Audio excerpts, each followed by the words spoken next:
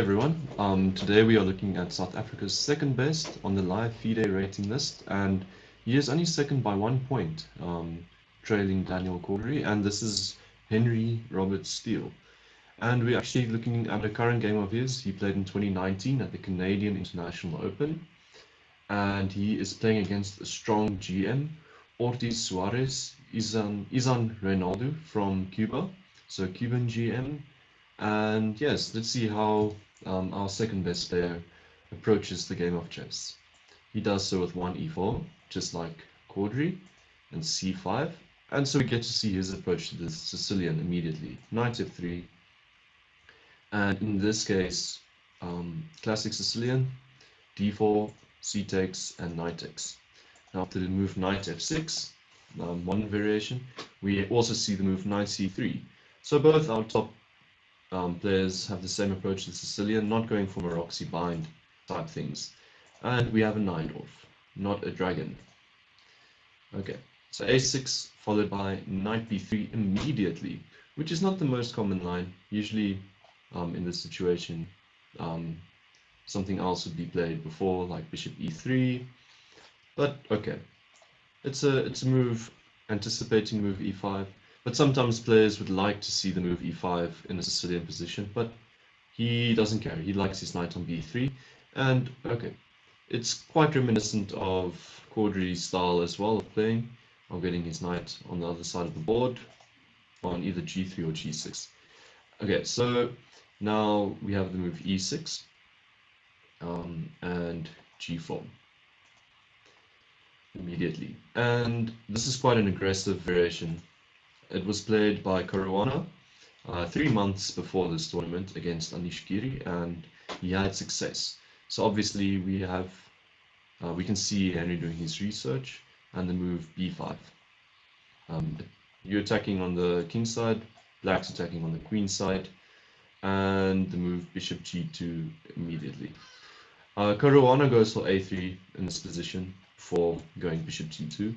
And it anticipates b4, and he's got his reasons for doing so, but we see Henry choosing something different. Bishop g2 in the game, followed by bishop b7. Now you could ask yourself, now that a3 isn't played, what about b4 now instead of bishop g7? Okay, so b4 could be met by e5, and now the problem is you're hitting the knight and the rook at the same time. And the only real way to deal with it, moving the knight away, just loses the exchange, even though you capture back here. So that's quite bad. The only real way to deal with this double tactic is to go d5. And both knights are under fire. So, okay, well, white can capture the knight.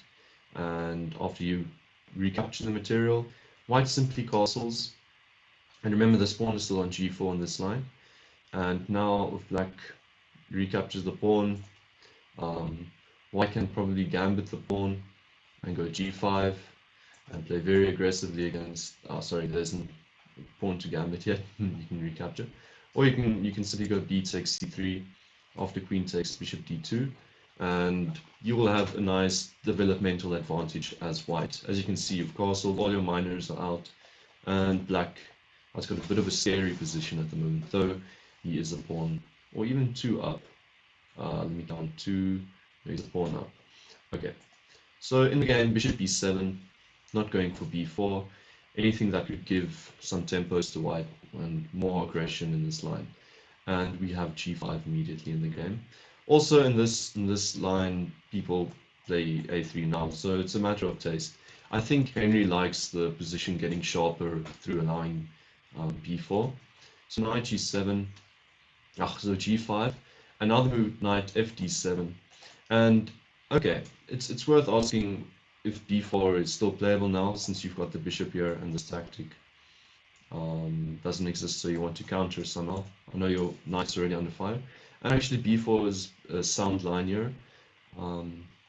b4, and now, okay, white can decide to capture, but that wouldn't be so strong anymore. The main approach is to go knight a4. The reason why capturing on f6 isn't strong anymore is after d takes c3, now you can realize that this pawn, instead of this pawn, has taken on f6, so the king side is going to be much more exposed. And we can see this in a line like this, for instance, Um, if you go castles immediately now, as you did in the previous line, something like g takes f6 can be horrific, or even simply queen takes f6, and now trying to use some kind of tactic doesn't work simply because this g pawn isn't there anymore. And this is simply probably just losing for white. Um, okay, so, but it will probably be a playable line, g takes, with correct play, but it gives a lot of initiative away, and okay, not that great. So sorry, we have we have g5, and the move b4 could have been played, but he decides not to go for b4 and he goes knight fd7. b4, though, the correct approach is probably knight a4, and now white has got quite a few options. If now black needs to move the bishop again, going for this pawn in the center is actually a mistake. Not the biggest mistake ever, but knight takes and then queen here. A lot of pressure on the position. And now you really need to go knight c5. And after knight c5, bishop takes b7 and knight takes b7. And I quite favor white here after this pawn is recaptured, queen c7. And something like knight b6 can be very annoying. It's worth mentioning that those that don't want to play knight c5 and want to try d5 here, you will be met by knight takes e4, and trying this tactic, knight c6 will be met by queen b6. Trying a queen trade as well as threatening this bishop if you capture here, so the queen trade is kind of necessary. Knight takes b6, knight takes, and you will probably play the game and exchange down. Okay, but it's still all right for black, but it's probably not ideal. You could do better in the position.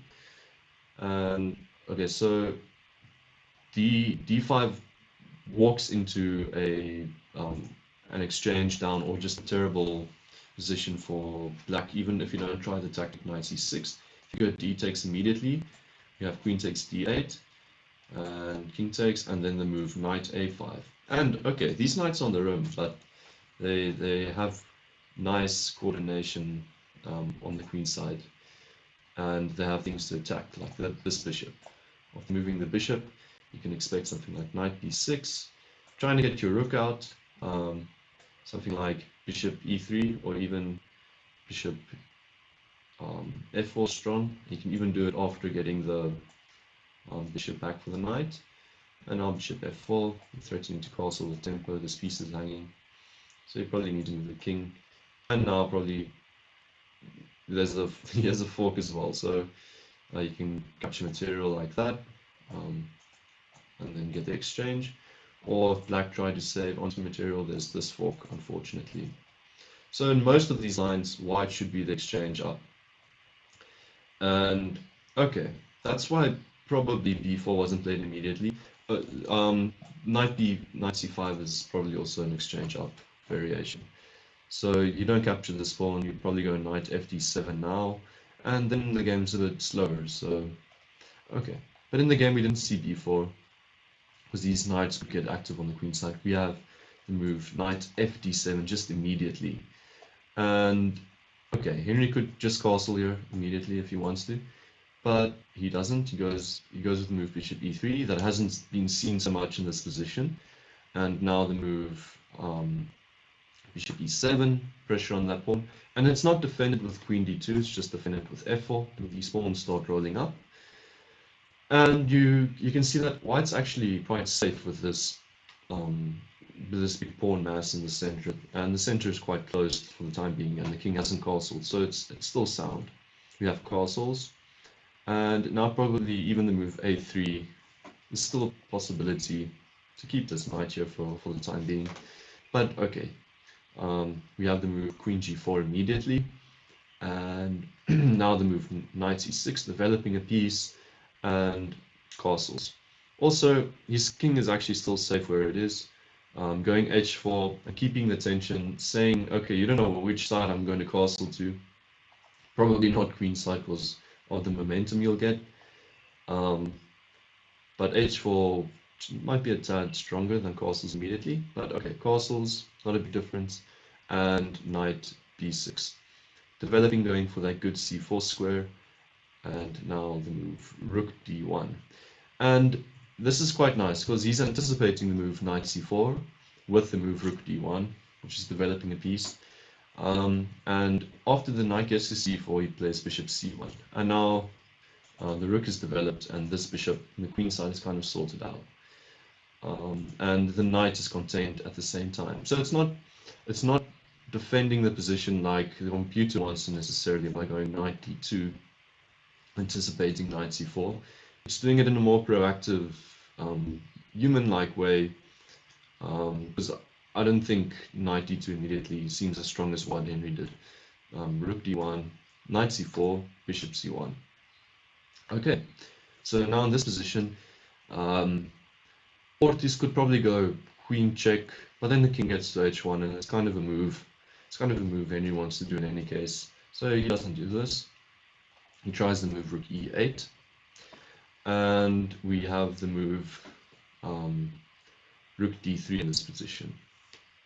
Okay, now we can immediately see this rook that was in the corner is sliding over to this side of the board. He's keeping this rook on the f file, where it kind of has a responsibility to these pawns, and also one day when you do push them, it will be needed here. And it's quite a quick way of just doubling rooks on the d file if necessary. A move I like a lot. And we see the move bishop f8. Trying with this rook e8 maneuver to get fianchettoed and play with a strong dark squared bishop on the king side. And that is actually just a good idea. And you move rook h3 on the board. And it's now that, okay, really, Ortiz probably over-evaluated Henry Steele's position and tried defending it too drastically. A cute idea to defend something like queen h4, putting pressure on h7 would be to proactively just play g6, and after the move queen h4, the move h5. Simply saying that if you do en passant now, we're having a queen trade, and this pawn I can probably pick up later, and your rook is slightly misplaced. This would have been a great way to anticipate this line, and probably after the move g6, Henry wouldn't have gone queen h4 because of the deadening of the position after h5. Probably he would have tried f5, which could be what Ortiz was afraid of. But now you have the nice feature of knight 6 to e5. And what this does is, instead of bringing back the other knight, which would just close this knight, and now you don't have this knight doing anything in white's camp anymore, it makes sense to bring back the more backwards knight. Putting pressure on the queen with tempo, and also queen h4 ideas now are met with the same h5 idea.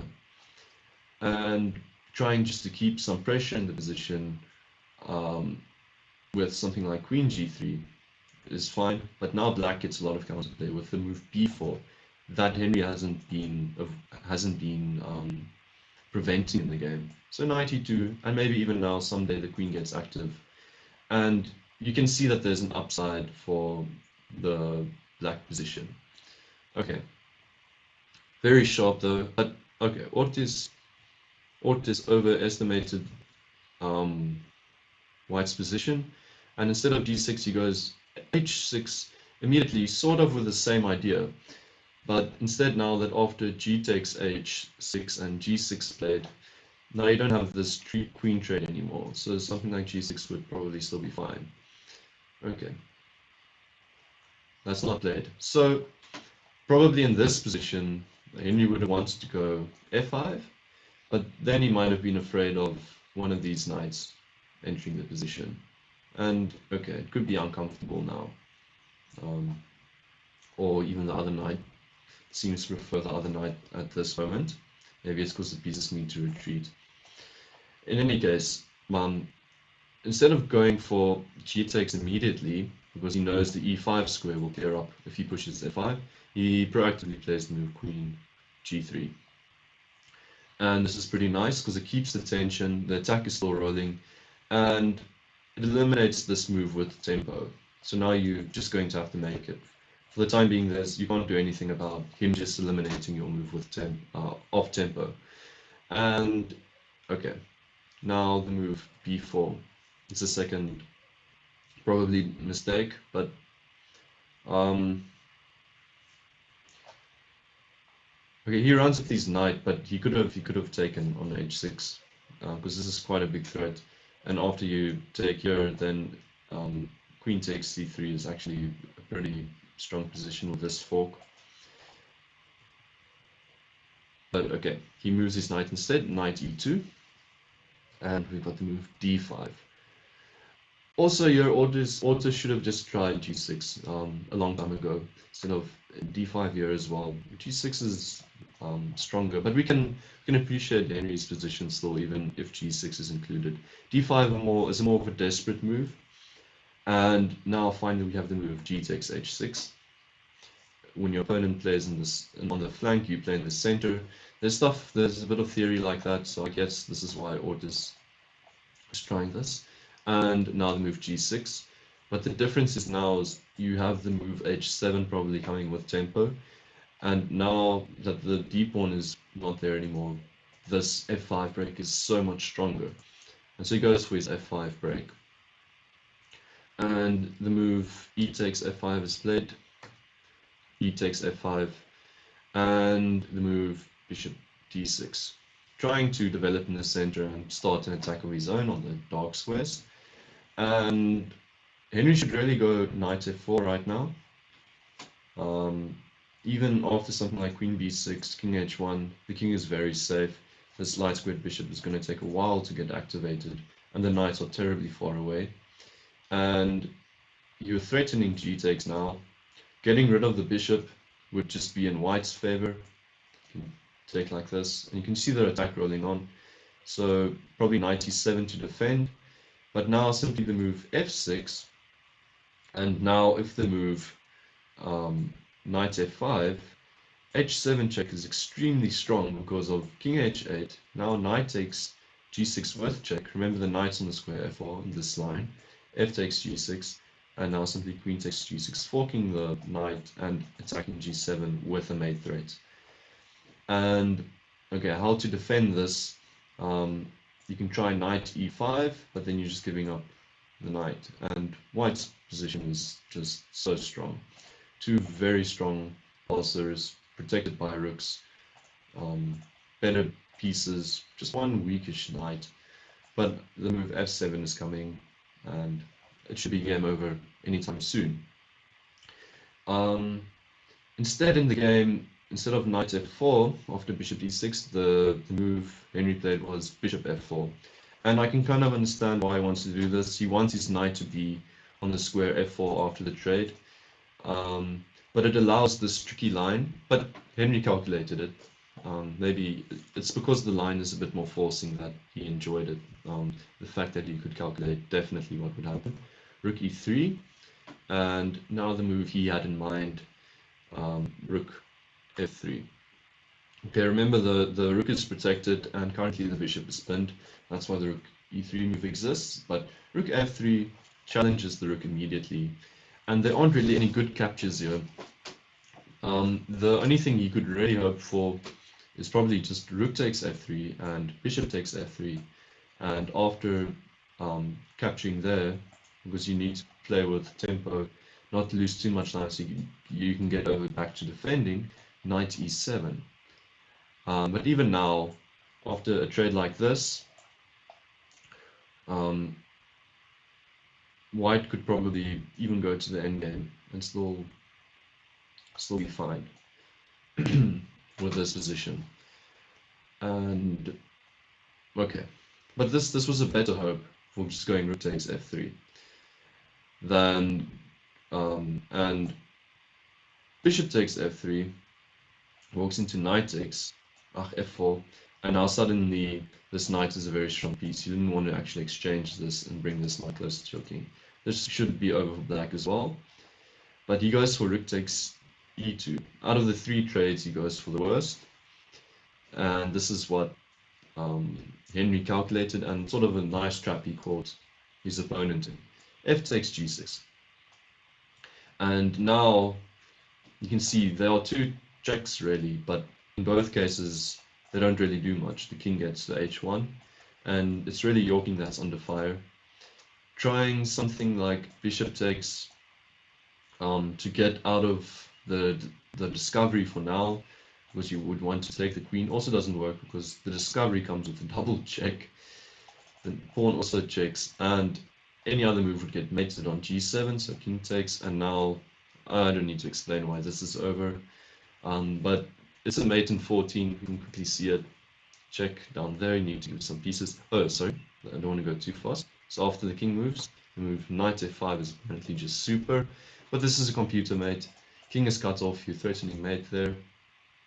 Okay, and it's pretty devastating. So your only way to survive, first give up a pawn, then give up a knight, run with your king. But at the end of the day, your king gets mated like so. I thought it was pretty cool.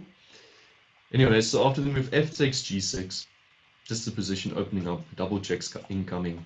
The move king h8 is played proactively to step out of the danger, and probably hoping for the move g7, because now the king finds relative safety on h7 with no immediate ideas. This is still better for white, but okay. The other positions are more crushing, king h8. But rightly so, Henry doesn't go for the g7 check. He takes the pawn on f7, opening g7 checkmate, and it needs to be defended.